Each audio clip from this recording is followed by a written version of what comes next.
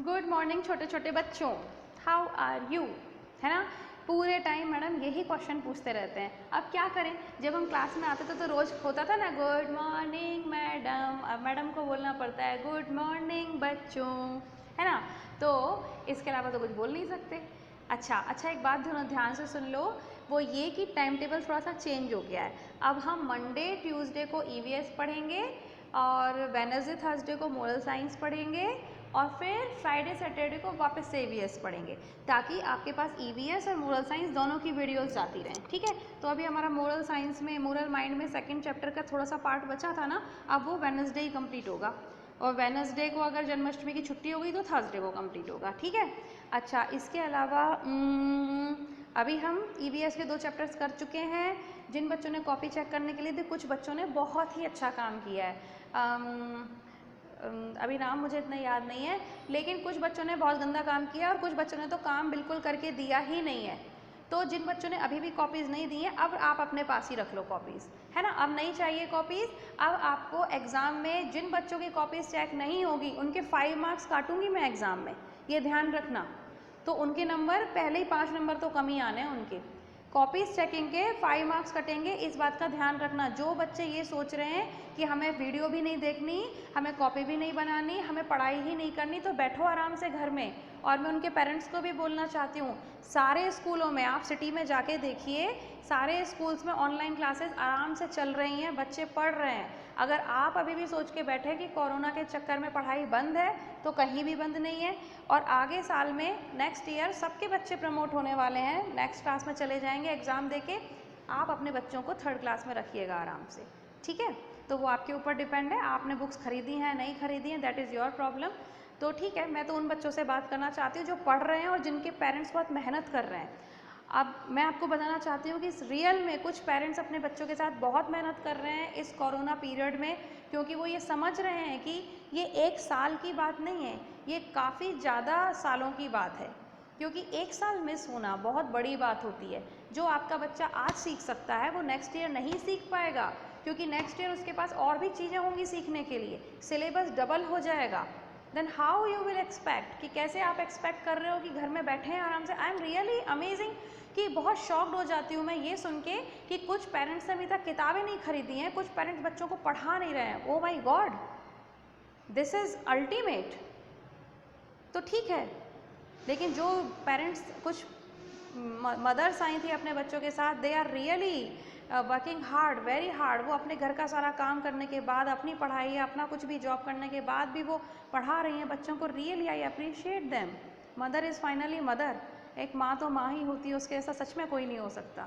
शायद इसीलिए ही माँ को सबसे ऊपर दर्जा दिया गया है। रियली जितनी मेहनत बच्चों के साथ एक मम्मी को करनी होती है, उन और कोई नहीं कर सकता है, और ना ही कोई करता है। ठीक है, तो खैर हम उनसे बात कर रहे हैं जो पढ़ाई कर रहे हैं। तो अभी हम मंडे ट्यूसडे ईवीएस पढ़ेंगे, वेडनेसडे थर्सडे मोरल साइंस पढ़ेंगे, मोरल माइंड, और फिर फ्राइडे सैटरडे वापस ईवीएस। ठीक है, तो आज ईवीएस का दिन है, मंडे है तो, और हम चैप्टर शुरू करेंगे 3rd, जिसका नाम है physically challenged and elderly people. जब इस चैप्टर का नाम देखा तो पता है मैंने क्या सोचा, कि आप तो बहुत बड़े हो गए भाई, इतना सारा, इतनी अच्छी अच्छी बातें पढ़ने लायक हो गए क्या। अभी तो आप my name is, your name is, father name is, mother name is ही करते थे, अभी आप इतनी सारी चीज़ें पढ़ने के लायक हो गए। फिजिकली चैलेंज्ड, वाओ, मतलब अब बच्चे बड़े हो गए हैं। नाइस, अब पढ़ाने में भी मज़ा आएगा। चलो तो ठीक है, पढ़ लेते हैं। फिजिकली चैलेंज्ड का मतलब मैं आपको बाद में बताती हूँ। सबसे पहले ये समझ लो कि हमारी बॉडी के अंदर, आपने लास्ट ईयर पढ़ा होगा, हमारी बॉडी के अंदर 2 तरीके के बॉडी ऑर्गन्स होते हैं, एक्सटर्नल बॉडी ऑर्गन्स और इंटरनल बॉडी ऑर्गन्स। ठीक है ना, और एक होते हैं सेंस ऑर्गन्स। ठीक, तो आपने पिछले साल पढ़ा था, जो बॉडी ऑर्गन्स हमें बाहर से दिखाई देते हैं, जैसे कि हेड है, eyes, nose, lips, ears, hands, legs, these are known as external body organs. ठीक है, ऑर्गन मतलब बॉडी पार्ट, या हम बॉडी पार्ट्स बोलें या ऑर्गन बोलें, एक ही बात है। तो बॉडी ऑर्गन और बॉडी पार्ट्स एक ही बात है। तो जो बॉडी पार्ट्स हमें बाहर से दिखाई देते हैं, like ear, head, eyes, nose, lips, hand, legs, these are called as external body organs. Fine. कुछ बॉडी ऑर्गन्स हमें दिखाई नहीं देते because they are present inside our body, तो they are known as internal body organ. ठीक है, internal body organ के example stomach, heart, lungs, liver, kidney and various organs are there etcetera. ठीक है, इसके बाद कुछ होते हैं सेंस ऑर्गन्स। सेंस ऑर्गन्स कौन से होते हैं, आपने पढ़ा होगा लास्ट ईयर, जिन ऑर्गन से हम चीज़ों को फील करते हैं। The organs by which we feel the things those are known as sense organs, है ना। अब जैसे हम पेट से, हमें पेट में भूख लगती है, हम जब खाना खाते तो वो पेट में जाता है, बट हम ठंड कोई पेट पे तो फील नहीं होती, या हमें ठंड लंग्स में तो फील नहीं होती, है ना। तो हम कैसे फील करते हैं किसी चीज़ को, या तो हमें स्किन पे कुछ टच होता है तब हम फील करते हैं, या तो हम किसी चीज़ को स्मेल करके फील करते हैं, या तो हम किसी चीज़ को देख के फील करते हैं, और कैसे फील करते हैं, टेस्ट करके फील करते हैं, है ना, या फिर सुन के फील करते हैं। तो अगर मान लो कहीं कोई म्यूज़िक बज रहा है और आपने उसको सुना तो आपको फील हुआ ना कि वो अच्छा मज़ा आ रहा है उसको सुनने में, या बोरिंग है। इसी तरीके से आपने कोई चीज़ देखी, है ना, तो आपको पता चलता है, अब आप वीडियो देखते हो तो आपको पता चलता है कि ये वीडियो तो अच्छा है और ये वीडियो तो बेकार है। तो आपने कैसे पता किया, with the help of your eyes. जब आप अच्छे अच्छे खाने की खुशबू सूंघते हो और या फिर कहीं पर गंदी सी स्मेल आती है, कोई फ्रूट्स सड़ गए, ख़राब हो गए, उनमें से स्मेल आती है, तो आप कैसे उस चीज़ को पता करते हो, with the help of your nose, है ना। टेस्ट कैसे पता करते हो, with the help of your tongue. और किसी ने आपको चटाक से थप्पड़ मारा और आपने भी एक दे दिया उसमें खींच के, तो किससे फील होता है, ये स्किन से। या आपको किसी ने किस करा मम्मा ने, तो आपको कितना अच्छा लगता है, तो आप भी मम्मा को किस कर देते हो पलट के, तो ये किस पे किया जाता है, स्किन पे, है ना। तो आप देख रहे हो, आईज से आप देखते हो, ईयर से आप सुनते हो, नोज से आप स्मेल करते हो, with the help of tongue you taste, और स्किन से आप टच को फील करते हो, है ना। तो ये 5 जो ऑर्गन्स होते हैं इन्हें हम क्या कहते हैं, सेंस ऑर्गन्स। सेंस ऑर्गन्स मतलब जिससे आप किसी चीज़ को फील कर सकते हो। तो अच्छा, अब एक और बात होती है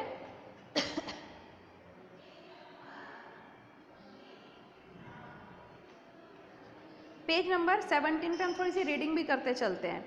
sense organs, there are 5 parts of our body which help us to understand the world along with our brain. हमारे ब्रेन के अलावा हम, अब जब आप बड़े हो जाओगे ना तब आप देखोगे और बहुत आपको बड़ा मज़ा आएगा ये पढ़ने में कि हमारी बॉडी ना बहुत तेज़ी से काम करती है।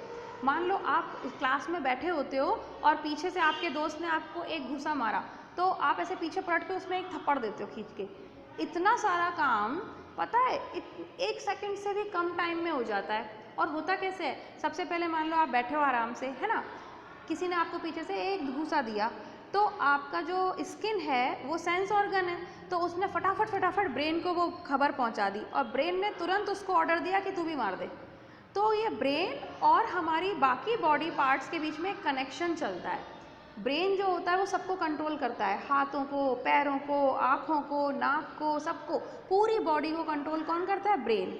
अब जब कभी किसी ने आपको पेंसिल चुभाई और आपने उसको पीछे मुड़ के एक जोर का लगा दिया, तो ये आपसे किसने कहा, आपके ब्रेन ने कहा।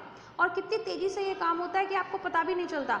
किसी ने आपको ऐसे चुभाई, आपने चट, तो इतना सा टाइम में कितना सारा काम हुआ कि आपके सेंस ऑर्गन ने ब्रेन को खबर कर दी और ब्रेन ने उसे ऑर्डर भी कर दिया और सेंस ऑर्गन ने उसका रिजल्ट भी दे दिया। ठीक है ना। तो जब आप बड़े हो जाओगे तो आप पढ़ोगे, बहुत सारी चीज़ें होती हैं, न्यूरॉन्स होते हैं और भी बहुत सारी चीज़ें होती हैं बायोलॉजी में, वो आपको बहुत मज़ा आएगा पढ़ने में कि ऐसा होता कैसे। अभी तो आपको ये पता चल गया कि आपका जो सेंस ऑर्गन होता है वो अपने सेंस को ब्रेन पहुँचाता है और ब्रेन फटाक से ऑर्डर दे देता है कि ऐसा करो, लेकिन ऐसा होता कैसे है। तो ये सारी चीज़ें आप बड़े होके पढ़ते हो। लेकिन अभी हम जो पढ़ रहे हैं वो ये है कि हमारे सेंस ऑर्गन्स और हमारा ब्रेन इसीलिए क्यों इम्पॉर्टेंट है, क्योंकि हम सारी दुनिया की चीज़ें जो होती हैं उसी से फील करते हैं। ठीक है, लेकिन कुछ लोगों के अंदर इन 5 सेंस ऑर्गन्स में से कोई एक कम भी हो सकता है। अब जब अगर कोई चीज़ कम होगी इन 5 सेंस ऑर्गन्स में से, तो फिर ऐसे लोगों को हम क्या कहते हैं, फिजिकली चैलेंज्ड पर्सन कहते हैं। ठीक है ना, physically challenged person. Physically challenge person में अगर मान लो किसी की आंखें खराब हैं, उसको दिखाई नहीं दे रहा है, तो इसका मतलब क्या हुआ, 5 सेंस ऑर्गन्स में से उसका एक सेंस ऑर्गन खराब हुआ, है ना। हमारे पास 5 सेंस ऑर्गन कौन कौन से हैं, आइज, ईयर्स, नोज और कौन सा, टंग और स्किन, 5 है। अगर मान लो किसी की आंखें नहीं हैं, आंखें खराब है, आंखें नहीं है मतलब वो देख नहीं सकता है, तो उसके पास तो सेंस ऑर्गन पूरे नहीं है, तो वो पूरी तरीके से चीज़ों को कैसे एक्सेप्ट करेगा, कैसे फील करेगा। ऐसे लोगों को हम क्या कहेंगे, फिजिकली चैलेंज। किसी के मान लीजिए कि किसी को सुनाई नहीं देता, बहरे होते हैं कुछ लोग, तो उनका भी एक सेंस ऑर्गन नहीं है, वो भी फिजिकली चैलेंज कहलाएंगे, ठीक है ना। कोई लोग गूंगे होते हैं, वो बोल नहीं सकते हैं, ऐसे लोग भी क्या कहलाएंगे, फिजिकली चैलेंज कहलाएंगे।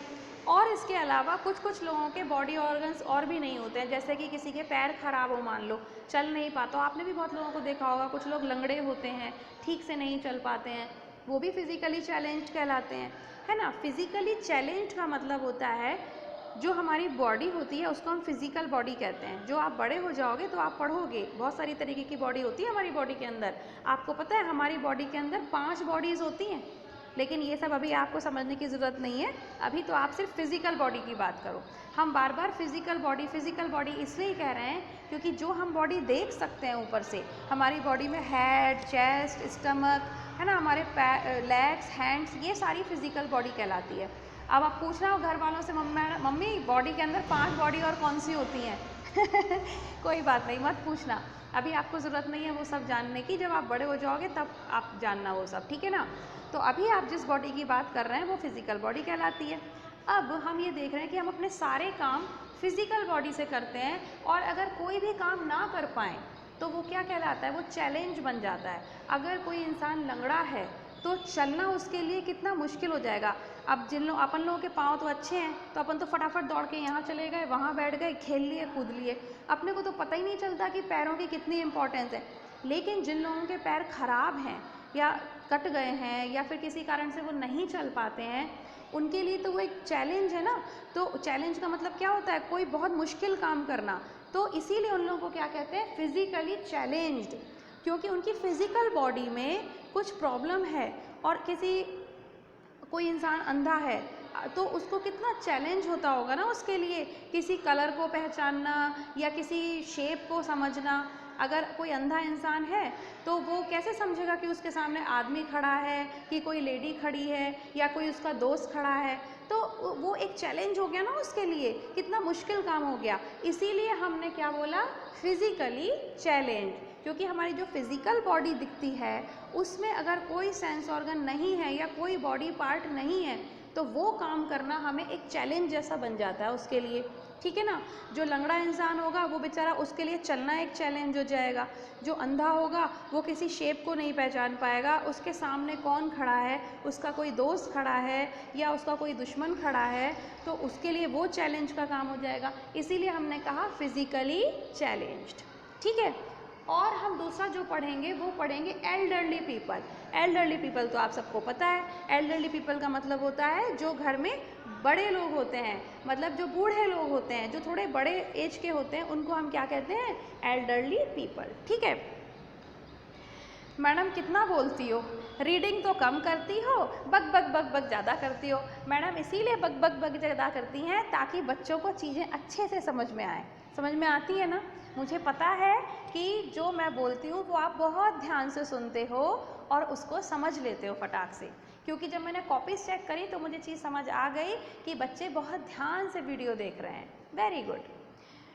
अब देखो, द फिजिकली चैलेंज्ड, अभी मैंने आपको सब बता दिया, इसको हम फटाक से छोटा सा रीड कर लेते हैं, उसके बाद ये आज जितना मैंने पढ़ाया है ना वही इसमें लिखा है। पहले sense organs, there are 5 parts of our body. कौन कौन से, eyes, ears, nose, tongue and skin, that help us to understand the world along with our brain, जो हमारे ब्रेन के साथ मिलके हमें दुनिया को फील करने में, दुनिया की चीज़ों को फील करने में मदद करता है, क्योंकि हम सेंस ऑर्गन्स के थ्रू ही फील करते हैं, है ना। We see with our eyes, we hear with our ears, we taste with our tongue, we smell with our nose, we feel with our skin, eyes, ears, tongues, nose and skin are our sense organ. They help us to connect the world. हम सब चीज़ों से कैसे connect होते हैं? इन 5 sense organ से, ठीक है। तो फिर बाकी बॉडी ऑर्गन्स का क्या काम है मैडम? हमें स्टमक क्यों दिया है भगवान जी ने, और हमारे को लंग्स क्यों दिए हैं? क्योंकि उनका दूसरा काम है, वो आपकी बॉडी को फिट रखते हैं। अगर लंग्स में ब्रीदिंग नहीं करोगे तो मर नहीं जाएंगे। अगर स्टमक में खाना नहीं खाएंगे तो बॉडी में पावर कैसे आएगी? तो फिर सेंस ऑर्गन बेचारे किस काम के, है ना। अगर आपको कोई मान लो कहीं पर कुछ काम से जाना है तो फिर आप कैसे काम करोगे? तो कुल मिला के बात ये है कि सेंस ऑर्गन आपको चीज़ों को फील कराना सिखाते हैं, वर्ल्ड से कनेक्ट करते हैं, लेकिन बाकी बॉडी जो ऑर्गन्स होते हैं वो आपकी हेल्थ के लिए, आपकी लाइफ के लिए इम्पॉर्टेंट है। भगवान जी ने कोई भी चीज़ फालतू नहीं बनाई है, ठीक है। तो अभी हम इतना पढ़ लेते हैं, और फिजिकली चैलेंज क्या होता है वो मैंने आपको समझा दिया। एक बार आप रीडिंग लगा लेना, कल मैं वापस पढ़ा दूंगी आपको, तो फिजिकली चैलेंज तक पढ़ लेना कल, ठीक। तो आज तो कोई काम तो है नहीं, सिर्फ वीडियो को सुनने का काम है, और बाकी मैं आपको कल सुनाऊंगी, ठीक है। तो बहुत मज़ेदार चैप्टर है, और इससे मुझे पता चल रहा है कि अब छोटे छोटे बच्चे थोड़े थोड़े से बड़े हो गए। तो keep studying, take care, we will meet tomorrow. Okay, bye bye.